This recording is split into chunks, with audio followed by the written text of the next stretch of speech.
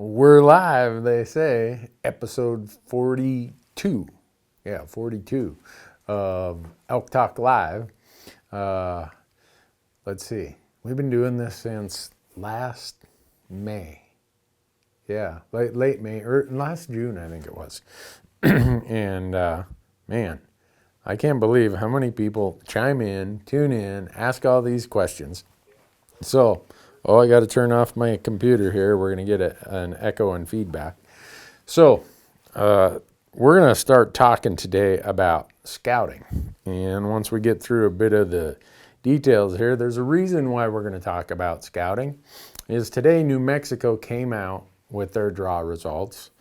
I think next Monday or Tuesday, Montana's going to come out with their draw results. Wyoming and Arizona already have put out their draw results. And in May, we're going to get Utah and Colorado and Nevada. So now we're going to shift. We're going to start talking about some of this scouting stuff we do. The desk scouting, what I call e-scouting, and get to all that. But a couple points of business here. We passed the Nevada deadline on Monday, so if you missed it, too bad. The next deadline is Oregon, May 15th, and then after that is Idaho, June 1st for deer, elk, and antelope. Now, since this is called Elk Talk Live, we're not focusing on sheep and other stuff, but sheep and moose and goat in Montana and Idaho, you're going to want to be in by, I think, April 30th or May 1st. Check that out. So, if you want to win a bow, here's what you should do. Go to bowtecharchery.com and you'll see this big banner on the top and a big banner on the bottom that says win a bow of your choice right here. Go there and win a bow. But don't go do it now. Keep watching this. So, this is brought to you by Bowtech, by Leupold, by Onyx Maps, by Tight Spot Quivers, by Black Gold Sights, Ripcord Arrow Rests, GoHunt.com, and Rocky Mountain Hunting Calls. And I think Rocky Mountain Hunting Calls, celebrating that New Mexico issued their tag results today. Rocky Mountain Hunting Calls is going to randomly pick some people and give them a Black Magic diaphragm call today. So if you post and ask a question, you're going to get that. GoHunt.com, remember we've been talking about them. It's a service we use for all of our applications. Use promo code Randy and you're going to get $50 of great, like mad money, cash, in their gear shop if you sign up for their insider. And Onyx Maps, because we're going to start talking a lot more about Onyx. OnyxMaps.com, if you go out there and buy any of their app products, they're going to give you 20% off if you use promo code Randy out there. Whoo, somebody said, some guy said he just today drew a New Mexico elk 16D second hunt. Holy moly. Wow. How cool is that? You know how many times I've applied for 16D in my life and I've never drawn? Oh well. That's the way it goes. All right, so here, we're going to talk about some of these things related to scouting, and hopefully that'll get us into the questions that I'm wanting to touch on, because one of the things that's been happening is we keep getting asked the same questions, and some of them are pretty superficial questions or really vague questions. And some of the listeners, some of the viewers have said, can you get into some different questions? Don't answer the same question every other week. So we're trying to spread it around. Try to think about questions that maybe you haven't heard us talk about before, and there's a greater likelihood we'll grab that one. But when it comes to my scouting, here's how I do it. I operate under the theory that to tag an elk, you got to find an elk. And I know that sounds really simplistic, but the number one reason that people don't fill their elk tag is they've not put in the homework, the research, the study, the understanding of elk behavior, so that they can find them consistently. Once you find elk, especially in the rifle seasons, I think they're easier to put your tag on than a deer. Elk, archery season, elk, deer, it's just tough in archery season, but consistently finding elk is where most people fail. And when we get to that, when we go to all this scouting stuff I'm going to talk about, It's predicated on 4 basic needs and 5 season types. The 4 basic needs are food, water, sanctuary, and the seasonal need of breeding. And you've heard me say it many times, but the reason I say it all the time is this is how you plan. This is how you scout. This is how you consistently find elk. You have to look at which seasons are you hunting. Are you hunting in the early season, which I say is any time in August? Are you hunting the pre-rut, which I lucked out and drew New Mexico archery elk today? But I'm going to be hunting mostly the pre-rut because the season is September 1st to the 14th. Yeah, it'll just be transitioning to peak rut, which is the next season. Peak rut is whenever it really fires up in your area. I say usually from September 10th to about October 4th to 8th, somewhere in there. And then it transitions to the post-rut, which is all those other dates in October. And then November, December, those are the last phase we talk about, the late season. And you might be saying, well, why does that matter? Here's why it matters. Because these 4 needs I talk about, they might be in order of food, water, security in whatever season, say early season. But by the late season of December, those might be flipped exactly upside down where the primary need is security, then water, then food.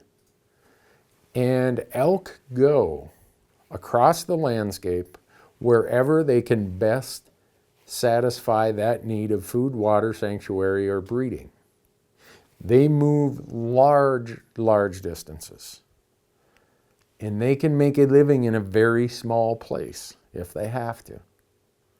So that's why you have to know what is the need in the season that you're going to be hunting. So I'm going to use my example, this New Mexico archery elk tag I have. Okay, I said it's pre-rut, transitioning somewhere to peak rut. On September 1st, the primary need is going to be food and water. And as it gets closer to peak rut, the breeding need is going to climb from probably really not even in their mind at the end of August to by the end of my hunt, the breeding need is going to be the number 1 need they have. So you'll see just even in a 2-week period of my season, breeding goes from being so-so to the number 1 need. Well, what does that tell you? That tells you if it's the number 1 need, where do they go to satisfy that number 1 need? All right, September 1st, their number 1 need is going to probably be food or water. Since it's New Mexico, I'm going with water. Let's say the monsoon season's been bad.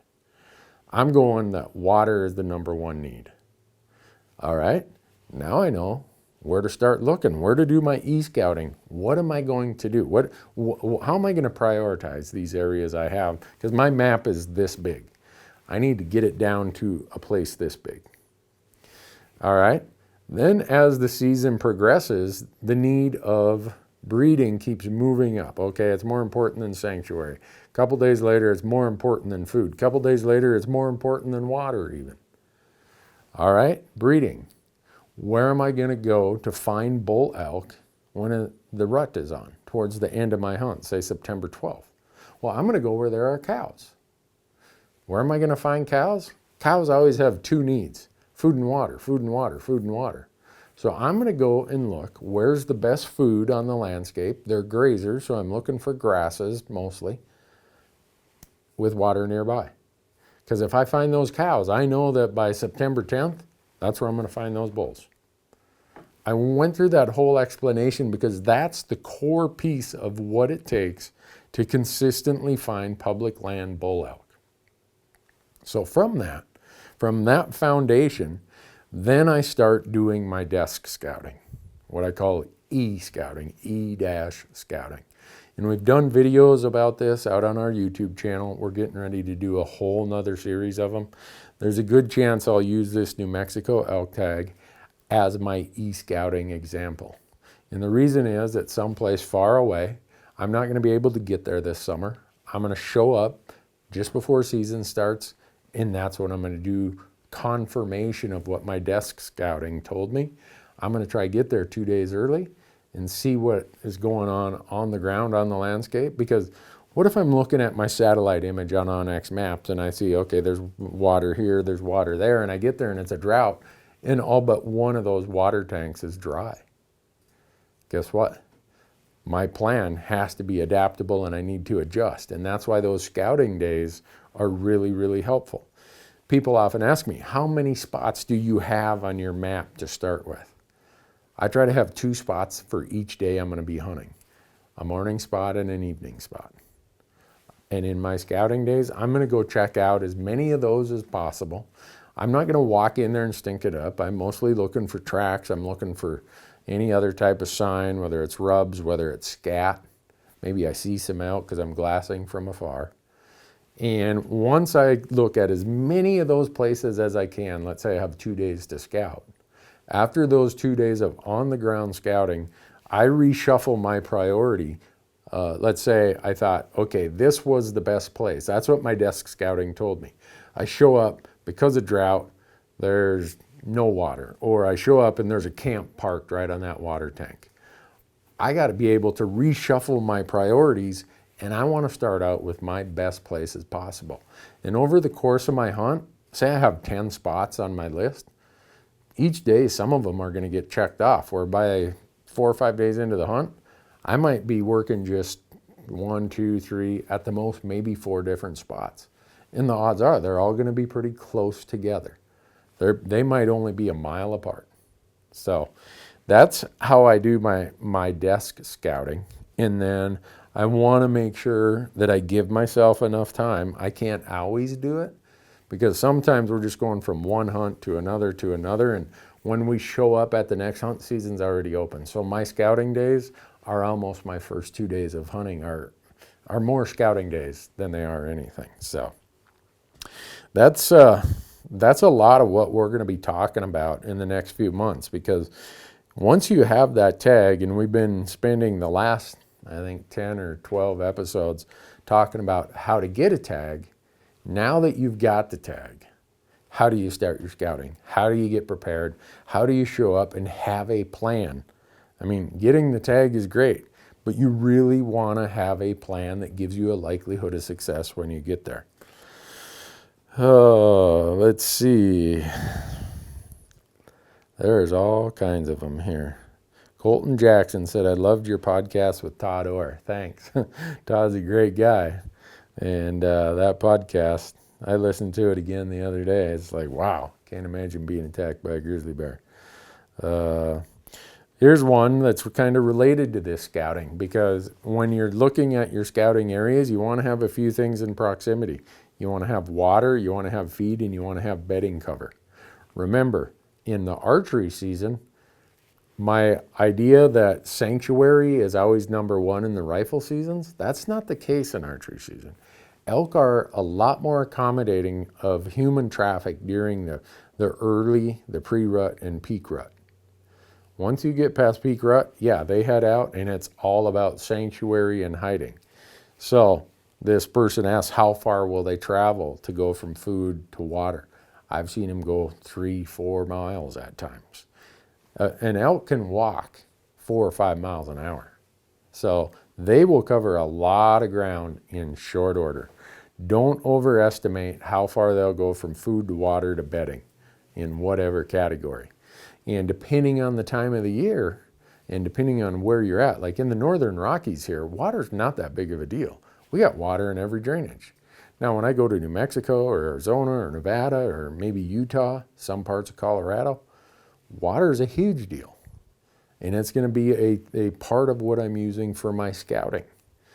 Then you get to some places where food is a much bigger deal. Again, in the Northern Rockies, we have really, really good summer, what I call summer and early transition range. High on the mountains, lush, green, lots of food there. As quick as the elk start getting moved due to pressure and weather, all of a sudden things change up in the Northern Rockies because it's more of an alpine type environment. You go to New Mexico or Arizona where it's mostly flat, not all, but it's canyons, it's rolling foothills. Most of the food is very similar across the landscape. So they're going to be more dispersed and can be more dispersed because the food isn't concentrating them in, say, November. Whereas in Montana, in November, they're pretty concentrated in certain areas because of where the food is and their sanctuary requirements. So I hope I'm explaining some of that in a manner that makes some sense. Let's see. How many miles will elk travel in a day? What is their normal range? The answer to that, James, is there really is no what I'll call normal. Understand that every question, the answer is going to be different based on if you're talking early season, pre-rut, peak rut, post-rut, or late season. In late season, a bull elk won't go more than 300 yards in any direction. He's found his sanctuary, and that's where he's going to hang out until season's over. Now in the pre-rut, that same bull is out looking for cows. He's checking them. He's going from herd to herd, drainage to drainage, basin to basin. He might put on 12, 15 miles in a day making his loops. So it's really hard to answer that in a general question of how far will they travel, because it's so dependent upon the time of year and the situation. So, let's see. Which trekking poles do I use? Bryce answered that. I use Leakey's, or Lecky, however you want to pronounce it. Man, it's moving by so fast. Have you thrown some on the document here, Michael? Yep. All right. Here's what we're doing. Michael's got a Google Doc over there that's popping up on my computer. So he's trying to sort out the ones that are a little bit different than normal. What are my thoughts on drop camps? I get asked this a lot. A drop camp is you hire an outfitter or somebody. He'll load all your gear. He'll take you in there. It might even be his camp gear. It might even be his camp he has set up. He'll take you in there, drop you off, i.e. drop camp, and then he'll come back and get you in 4 or 5 days or a week or whatever. That's your hunt. You're out there doing it yourself at that point. I've not done a drop camp with an outfitter per se. I have friends who've done them, and part of it is how much pressure does it get? You know, is he bringing a new group in there every 5 or 6 days? That place might get quite a bit of pressure. Or does he rotate them and let one rest? I would ask him a lot of questions about that, because that's probably going to determine how much success and what you're going to see. So, let's see. The Southwest is in a terrible drought. E-scout accordingly. That is a very good comment. If you think about, because today we're going to probably talk a lot about New Mexico. Everybody's so excited or so depressed, one way or the other. If you drew New Mexico or you didn't, you fall into the excited camp or the depressed camp. But the drought in the Southwest right now is really bad. They didn't have much moisture this winter. And they actually last year, starting in the monsoon season, in the states of, I'll say, Arizona, New Mexico, somewhat southwest Colorado, southern Utah, and Nevada, you get this monsoonal flow that comes up, and you get a lot of thunderstorms. A lot of their precipitation happens in July, August, and September. Well, last July, August, and September was a very weak monsoon season, so they came into the winter with low moisture. They didn't get much moisture this winter. We need some moisture down in those states to really help out. It's just one of the things you need to be keeping your pulse on. You can go out and look at the U.S. Drought Monitor, and it will tell you, it's a map of each state, and it has ratings of what degree of drought it is. The other place, if you go to gohunt.com, they have precipitation charts for every unit in the West. That's another place. I look at those precipitation charts all the time. They keep them updated, and it will show you what the normal cycle is. I think they've got the last 3 years out there. So drought in the Southwest, definitely going to be an issue you want to think about. Just like up north, like Montana, we've had our worst winter in many, many years. You want to think about that also. How's that affecting elk numbers? It's certainly affecting deer and antelope numbers. Do you have more success hunting peak rut or post rut, and why do you think one would be better than the other? Not even a question. Peak rut. Post rut is the hardest time to kill an elk. I don't care. There's a reason all the states plant their rifle seasons in the post-rut. If you are consistently harvesting bull elk on public land in the post-rut, you have got it dialed in. It's just that tough. Now you back up to peak rut or pre-rut, I still would rather hunt peak rut. A lot of people say, well, the big bulls already have their cows, it's hard to get in on them, blah, blah, blah. Yeah, it is. But man, they're vocal and they're active and there's all kinds of stuff going on. It's harder to kill a big bull that time of the season, but it's way more fun. The pre-rut, they're still a little bit quiet. They're trying to let the little guys herd up the cows and then they come in there and take them away from them. So most people will say your chance of shooting a really big public land bull in archery season, your best is in the pre-rut. I would agree that's probably the case, but I I just like hunting the peak rut. So then let's not forget, hunting is about fun, right? And do what's fun. So someone asked, did you draw New Mexico? Yes, I did. I drew my second choice. I drew an early season archery tag. That's the second time in 3 years I've drawn archery elk in New Mexico. I know people hate me. Everyone complains I'm so lucky in New Mexico, and I am. I have been so lucky in New Mexico for elk and antelope. But if it's any consolation, I apply in Idaho every year. I've been applying for 20-some years, and I usually apply for units that have draw odds of 15, 20% or better, and I can't draw a tag there. So I guess one balances out the other.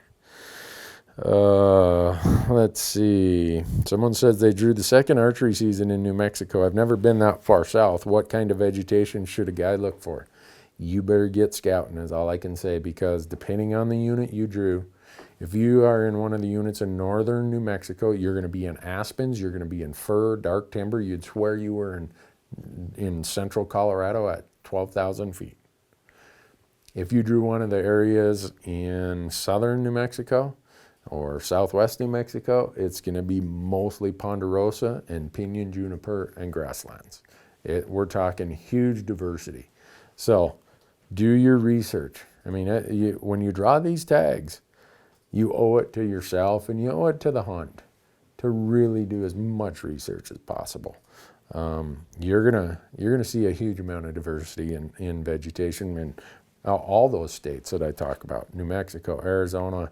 You know, people have this mindset that New Mexico, Arizona, Nevada is all drought, all like desert. Well, you get up to their places and they have plenty of mountains there over 10,000 feet. You're going to see yellow aspens in archery season. Yeah, you're going to swear you're in Colorado. So a lot of diversity in those places, and the elk will respond differently based on what season you have and what unit you have. So let's see. While I'm e-scouting on digital like Google Earth or OnX, or with paper maps, how do I find feed, wallows, and bedding? You're going to have to get really handy with the aerial views. Paper maps aren't going to do you much good when you're looking for feed, wallows, or bedding. It might help you for roads and trails, and the topo lines might help you with what the slope of the mountain is and stuff. But I'd go and get OnX. OnX has, you can have there's three down in the lower right, you can say, I want topo. You click the next button, say, oh, show it to me in satellite. Okay, click a different button, show it to me in what they call hybrid, which is a satellite image with all the topo lines. And they have all the things you need to know. Now that I use it, I can't imagine trying to do my scouting without OnX maps. It just, the way it is. So, but to answer your question, you're going to have a really hard time finding those things with just paper maps or with just Google Earth. I would go get something that's a little more detailed than Google Earth. If you look at it, here's one helpful hint I'll tell you. In these southern states, and some of you are going to hate me for saying this, but if you look at an aerial map, say in Arizona or New Mexico or wherever, you ever looked at a bicycle tire laying on the ground from up above, say it's laying on its side? you see a hub in the middle and then you see all these spokes going out from it. Once you get good at looking at aerial maps, you'll be able to identify every water source because you'll see all these cattle trails coming into the water sources. And in those really arid states, elk use those water sources. So when you look at my maps that I save on my phone, right here, you will see so many pins of little things about water sources. And nothing I know of has as good of detail about water sources as on X. That's another big reason why I use it. So, how do I know if another hunter is bugling or if it's a bull? Over time, you kind of get the hang of it. A real bull is your body's gonna feel it.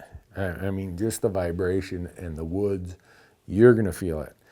A lot of calls, especially the calls with the built-in reeds in them, are gonna sound very tinny, very plasticky, especially if you're, more than about 100 yards away. It's like, I know what that is. That's a whatever call. So you can kind of tell once you get the hang of it. And you'll know if you call them in. Or you'll know if you walk in on them, one or the other. Does shed hunting give you any scouting value? In my mind, no. And the reason being is when elk are shedding in late March, early April, they're on the winter range. There's very little hunting activity in very few places where elk are going to be on the winter range during hunting seasons. Now, I say that mostly about alpine environments because there's a large migration from high country to low country, from low country back up to high country. You get to places where it's more pinyon juniper flat country, like maybe you'd see in Arizona or New Mexico. There, maybe the answer would be yes, it might help some because they're not doing a big migration up a mountain or down a mountain. They're just dispersing and moving across the landscape in a general way based on food and water availability. So in states that don't have a big alpine situation, I would say maybe it has value, but in most of the Rockies, the answer would be no. Archery season in Colorado. How long would I sit on a water hole before moving off? I sit a water hole every day from about 10 to 11 in the morning until about 4 to 5 in the afternoon. If I got to take a nap, if nothing comes in, nothing comes in. But it beats going back to camp. And here's why. Especially later in the season, in the peak rut, in places where water can be a factor. The bull is going to have his cows, and he's going to push them to a bedding area. And on the way to the bedding area, just about always, they stop and get water right at daylight, and then they move on to the bedding area. Now, sometimes that'll be somewhere up a slope. It might be on a north side or an east side where there's some shade. Usually that bull is so active when the temperature is warm that sometime in the middle of the day, he will come down all by himself, completely silent, and he will get a drink because he can't drink enough water to sustain himself in that period of time by just getting a drink in the morning or a drink at night. So it's a very effective tactic if you have the patience to do it. But he might have 4 different water sources near where he's bedded his cows, so you got a 1 in 4 chance that that's the one he comes into. And he's not going to do it every day, but on the days when he's thirsty, expect a lot of bulls to come in midday. I'm talking like from noon to 2 o'clock. I don't know how many times I've walked by or glassed from afar. I've even driven by water holes at 1 in the afternoon, and here a 6-point bull goes running out of there because he came down to get his drink in the middle of the day. Hauling figures, they know that most of us hunters are back at camp taking a nap, not me. Boy, there's a lot of questions here, Michael, which is good stuff. Corey always talks about the advantage of hunting the prerut. Other than food and water and cows, Are you prioritizing areas with a lot of other sign, rubbing, etc., when you get boots on the ground? Yeah. If I see a bunch of fresh rubs, I'll definitely make note of that. But I'm primarily looking at tracks. I'm out at night. I mean, if you don't see this footage because at nighttime the footage is terrible. It's all grainy, right? You ever see nighttime footage? It looks like Blair Witch Project. We spend a lot of time out at night after dinner listening. Just hiking or driving or whatever. We find an old road. Well, maybe it's gated. We'll just walk in that road. Yeah, we're not up bushwhacking in the dark, but we're going places where we can hear and say, all right, there are bulls working that basin tonight. They're going to be in there in the morning. So there's a lot of things that go into that scouting, but if it's visual that you're asking, I'm mostly looking for tracks, scat, and rub. And if I see them, all the better. A lot of full moon questions. And part of that is because this year the full moon, if you look at the calendar, is going to fall right in the peak of the rut.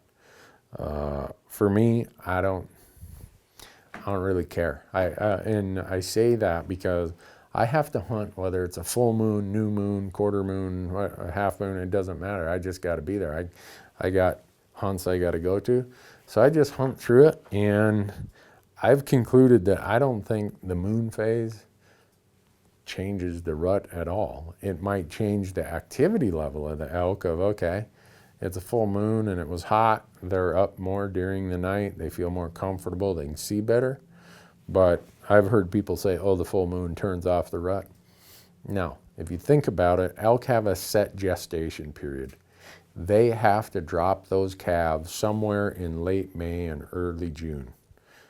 You back that up, they have to do their breeding sometime between about September 6th or 7th to October 6th or 7th. If they're going to drop those calves in that period, and they don't care whether it's full moon, new moon, whatever, that's what they're going to do.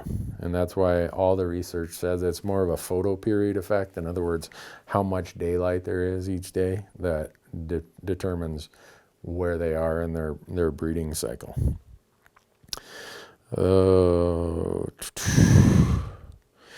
With all the timber in the mountains, what do you recognize that would be a bedding area? A lot of things. Where to start? Bedding areas, as a general rule, are going to be away from motors. When I say roads and trails, I mean motorized roads and trails. And bedding areas, they even want to be away from foot trails. They usually aren't going to bed right near a foot trail. So that's kind of the first thing for a bedding area. And then depending on what season of the year it is, if it's November, their bedding area is going to be right next to their sanctuary. It's going to be their sanctuary. And they're just going to go out on the edge of this 20-acre patch of timber, and they're going to go feed right there at night, and they're going to come back and bed. So what's a bedding area in a late season period in November is a way different thing than a bedding area, say, September 20th, when it's a peak rut. So a lot of it depends. But it's going to be how much proximity, or what is the proximity of the things they need with the least amount of risk to humans.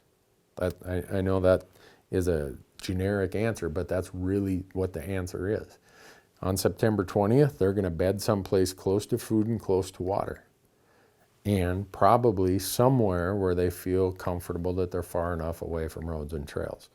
Now, understand, when I talk about sanctuary, that is very important in post-rut and late season. It's not nearly as important in the pre-rut and peak rut. It's crazy the places I have seen bull elk pushing cows around in the peak rut. I mean, I've seen them pushing them across state highways. I've seen them where there's all kinds of traffic. But that same bull, you are going to find him nowhere near those spots once rifle season comes. So don't mix up, again, the priority need that these elk have in the time of year that you're hunting them. Oh, what are some things to look for on site while summer scouting in the Colorado Rockies? I wouldn't bother. Unless you live in Colorado and it's in your backyard, I wouldn't bother. And a lot of people think I'm crazy when I say that. Think about this. Okay, you have an October elk tag for whatever unit in Colorado. You go there in July, and the elk are up at 13,000 feet, because that's where the best feed is, that's where the best water is, and that's where the least amount of mountain bikers, motorbikers, roads, cars, that's where they're going to be in July. All right, come October, they've already had, say, 10 inches of snow. It snowed 3 times. The temperatures are below zero or below freezing. The vegetation has dried up. There's already been an archery season, a muzzleloader season. Guess what? Where you saw them in July, they're going to be in a completely different place in your October season. So I say go as close to your hunting season as you possibly can. If you want to go there in July and have a hike and have a great time, that's good. But don't kid yourself. Don't get yourself on the wrong track that because you walked up to 13,000 feet and you saw a herd of elk up there, bachelor group of bulls in the velvet, they're up there letting the wind blow the flies off their antlers. They are not going to be there in October. It'll give you a feel for what the trailheads are, what the road systems are, what roads are open and closed, which have motorized travel, non-motorized travel. But as far as scouting for elk, summer scouting it's more relevant to the early season of August, possibly the pre-rut season, but anything beyond that, you're probably going to be wasting your time. Save those days, go fishing with the family, and maybe squeak 1 or 2 of those days away to do your scouting before the 1 or 2 days before your season starts. Let's see. How does your hunting tactic change throughout the rutting season from pre-rut to post-rut? Or do you stay with the same game plan? I stay with the same game plan. I have my map, my Onyx. I've got my list of, all right, here's what I think is the best spot, the second best spot, the third best spot. And I just keep cycling through those, throwing some of them in the trash. All right, I'm to the end of my hunt. I've got 3 days left. I've got 3 spots I know that are really good. That's the ones I'm going to work. I can't say that I really changed my tactic much, but I might change how aggressive I am with those tactics. And the reason is towards the end of the hunt, if I blow some elk out, guess what? I don't have more days to come back and hunt them, so I'm probably going to push that basin pretty hard on the 3rd day. And if I blow them out, I blow them out. I'm going to go to one of my other 2 or 3 or 4 basins, and I'll hunt one of those the remaining 2 days. So I'm probably more aggressive, but my tactics stay the same. Let's see. Someone asked what Leupold binoculars I'm using right now. I've been using the new BX5 10x42s. And I was talking to Leupold last week down in Boise at the Backcountry Hunters and Anglers Rendezvous. And I said, when are those going to be out? Because I've been telling people about them. They said, oh, you can talk about them now. I've been using them. We get prototypes that we get to use. So I think they're going to be out in May.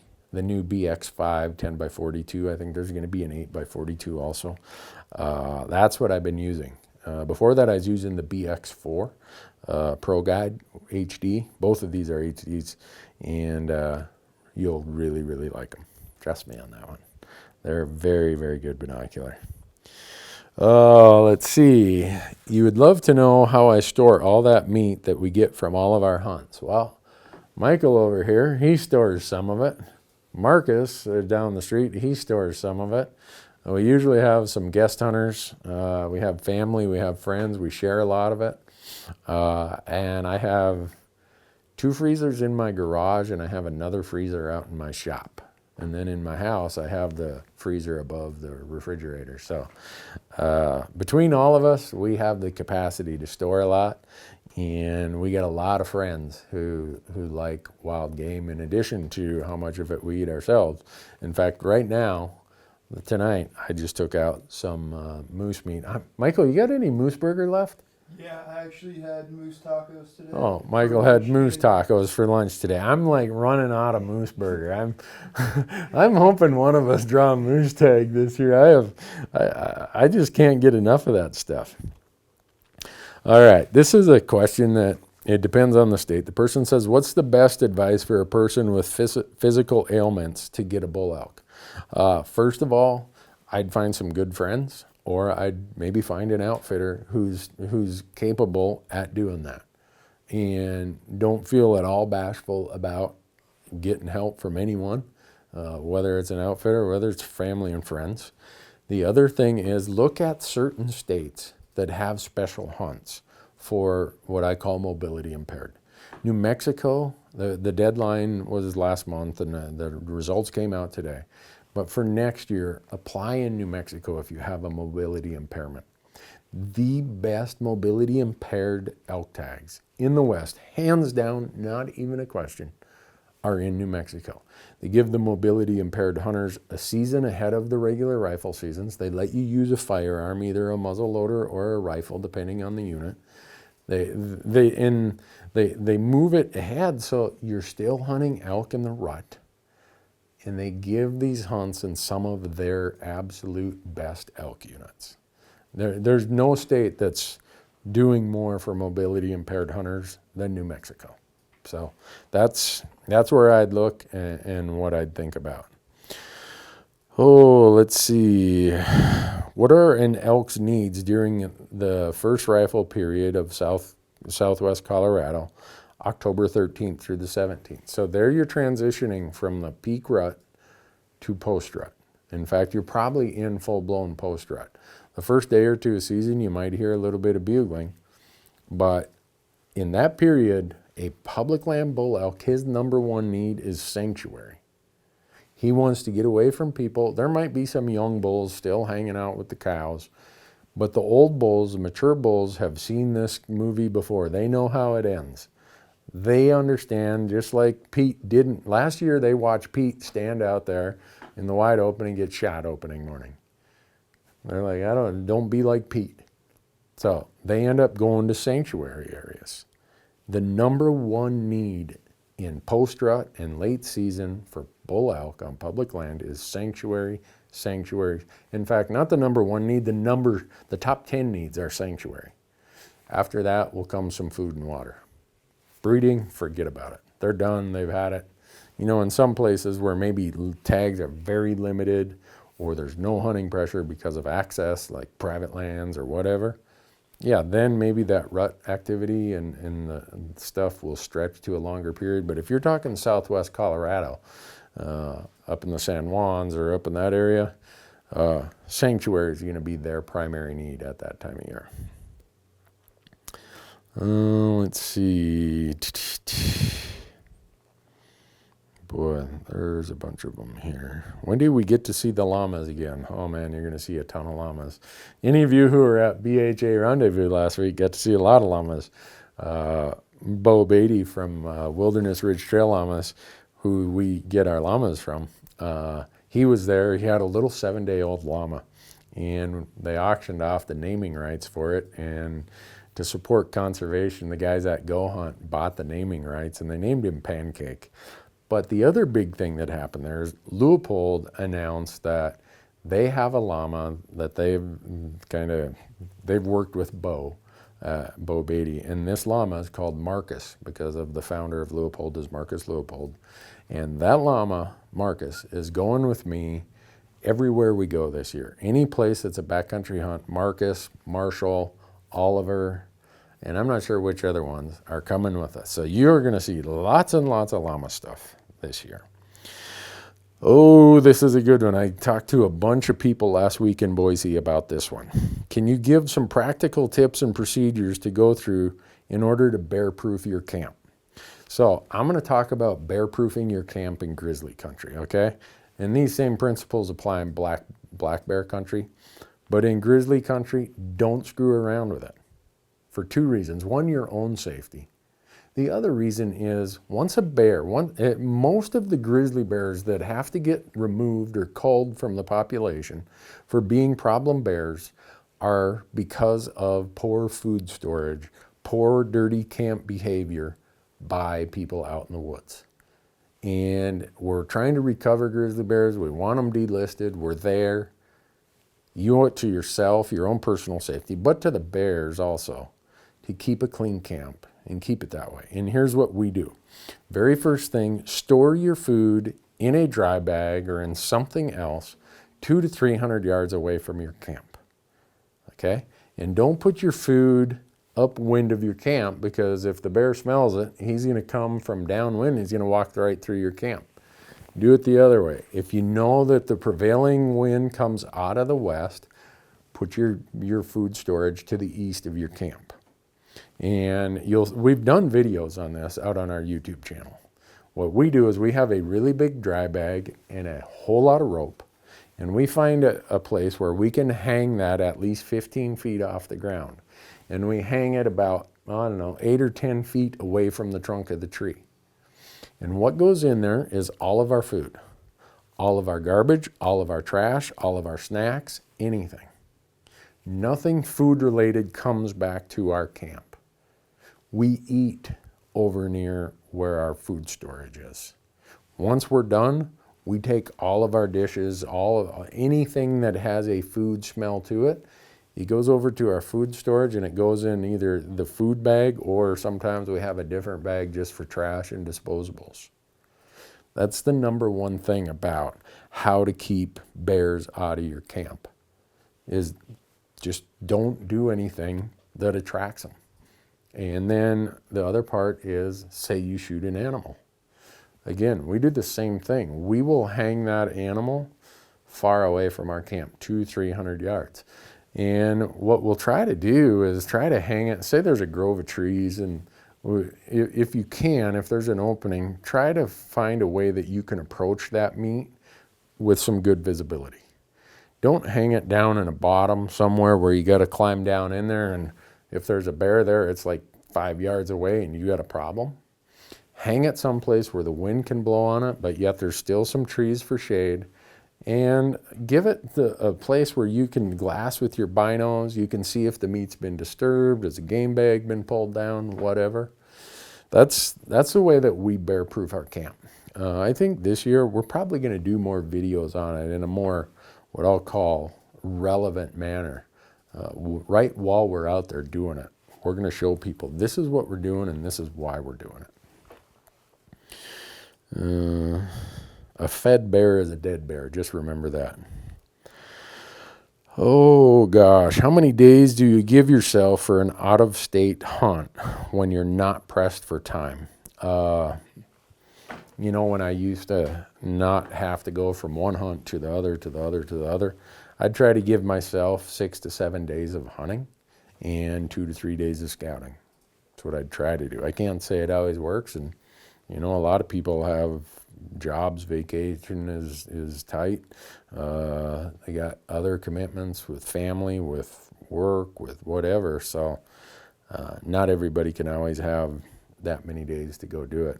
And in some of these places, the season dates are only 5 days long. So if I got a 5-day season, I know I want 3 days of scouting, if at all possible. Because 5 days, if you weren't on my schedule and you only had the 5 days, I'm accustomed to it because we only give ourselves 5 days regardless of how long the season is. But if I only had 5 days and this was my one hunt of the year, I would get there in time to have 3 full days of scouting. And I would hopefully find that bull, and I'd just pattern him in opening morning, at least in rifle season. I'd try to kill him opening morning.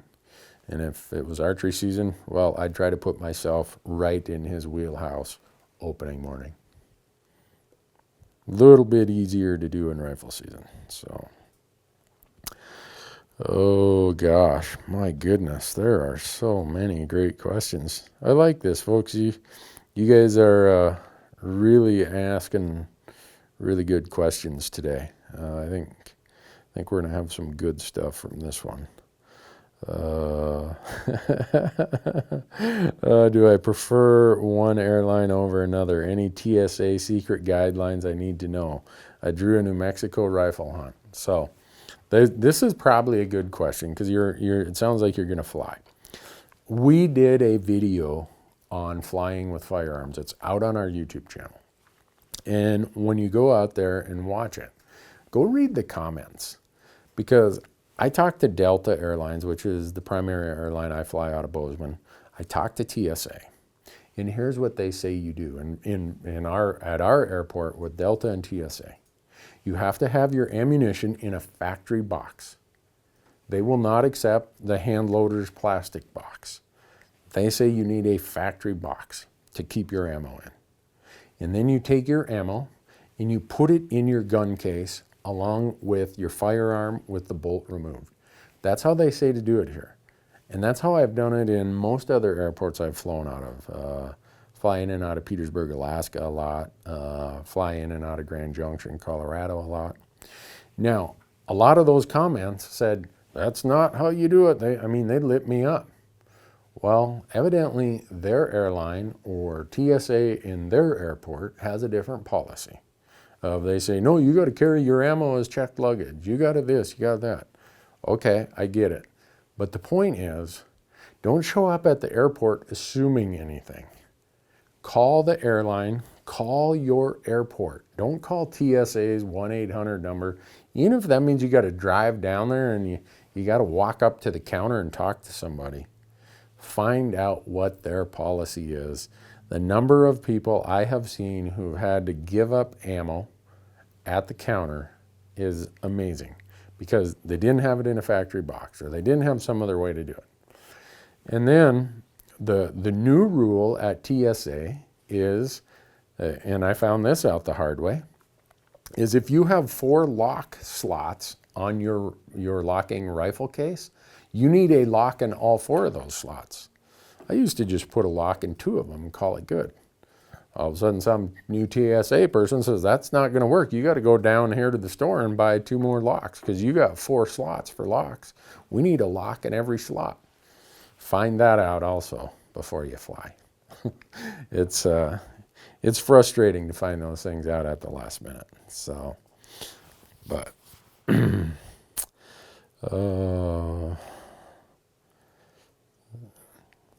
so right here, you'll see one guy says, Randy, I fly the same airline as you do, and they absolutely take reloading plastic boxes every time, and that's what their regulations actually say. If you ran over a counter check that said otherwise, he was running with his own without a net, and he is wrong. Well, I've had it happen in Montana, I've had it happen in Colorado, and I saw it happen in Topeka, Kansas. So there's multiple people out there then they got the wrong memo. I'm not saying that this is incorrect. I'm just saying you can argue that with the TSA person, but you're going to lose the argument. Your flight's going to leave before you win that argument. It's just how it is. So for me, I just call in advance, take care of it, and usually I don't have any problem. So, oh, yeah, someone says, thank you to all these sponsors who make this possible. Yeah, thanks for saying that. Because, again, I want to remind everybody, and I hope when you go out and do your buying of equipment, you'll think about these companies because they're saying, go do this, provide everything, make it free of charge. And again, twice every episode, we try to make sure people know who they are. And it's Bowtech Archery. Go out to bowtecharchery.com and sign up for that new Your Choice, they call it, the bow of your choice. Go out there and sign up for it. It's open right now. Leupold Optics, Onyx Maps. Again, remember if you buy app products, use promo code RANDY to save 20%. Tight Spot Quivers, Ripcord Arrow Rest, Black Gold Sights, GoHunt.com. Again, sign up for their Insider and get $50 of free store credit by using promo code RANDY. And Rocky Mountain Hunting Calls. Michael and I were just talking with all of the elk tags we have this year, they're leaning more towards the archery season. We've got me and my uncle Drew archery in New Mexico.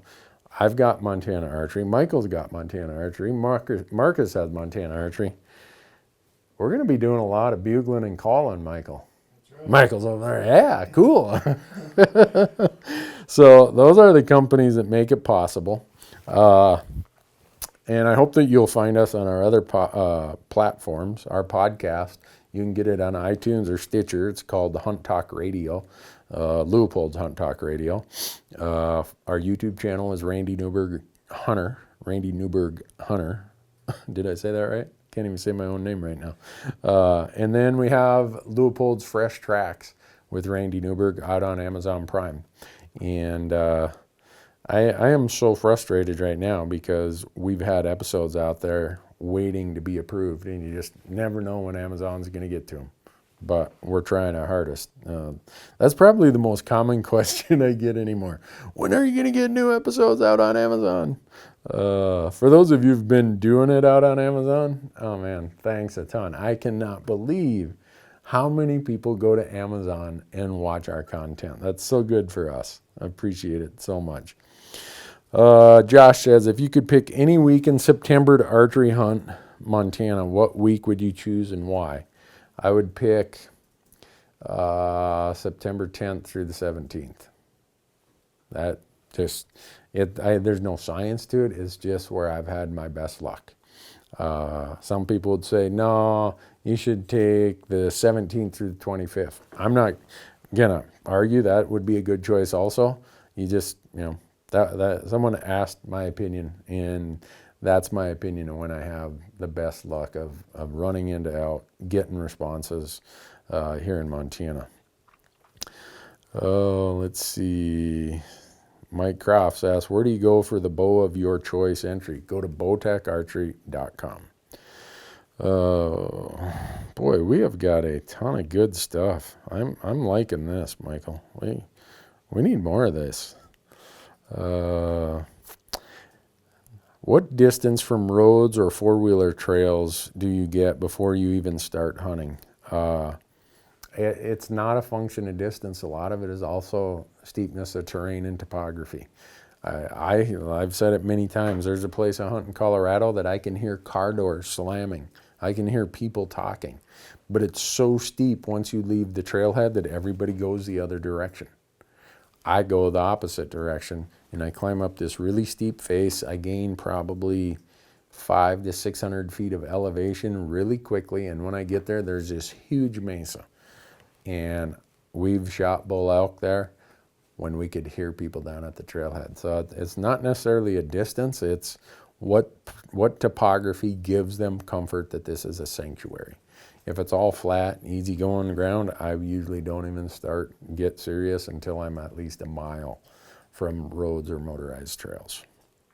But that's, like everything in life, there's the general rule and then there's the exceptions to the general rule. So, oh gosh, there are a lot of them here.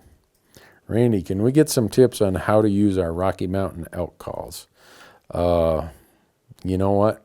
Rocky Jacobson, the founder of the company, and Corey Jacobson, 10-time world champion caller, would be the best guys to do that. They both use their calls. Corey has elk101.com. He's got tons of good calling stuff. He and I talked today. He's trying to get more content up there, and his servers crashed today. I shouldn't laugh at his expense, but I've been there and done that. I know what he's going through. But my point of pointing you to their direction is those guys are experts. Rocky, he's the guy who builds and designs these calls that win all these calling contests. Those guys got it dialed in. Their videos are as good as anything you're going to find about elk calling. Oh, let's see. I think this might be the last one, but maybe we'll come up with another one. What are the best states for the non-resident youth? Well, I think I've said this before, is that as far as youth hunts, the actual hunts themselves, New Mexico is hard to beat. It's kind of like the mobility impaired hunts. They give the kids a period of time that's in front of the regular hunting. They put them in good units. The downside is the odds are really, really bad. The other option that I would strongly consider is put kids in, buy a youth license in Arizona. It's really, really cheap to buy the non-resident youth license. And build points for them for all species, particularly elk, antelope, deer, and bighorn sheep. And by the time they get, say, you can start doing it, I think, at age 10 in Arizona, if I remember right, because my son, let's do the math. My son has 17 points, he's 27. So I think it's age 10.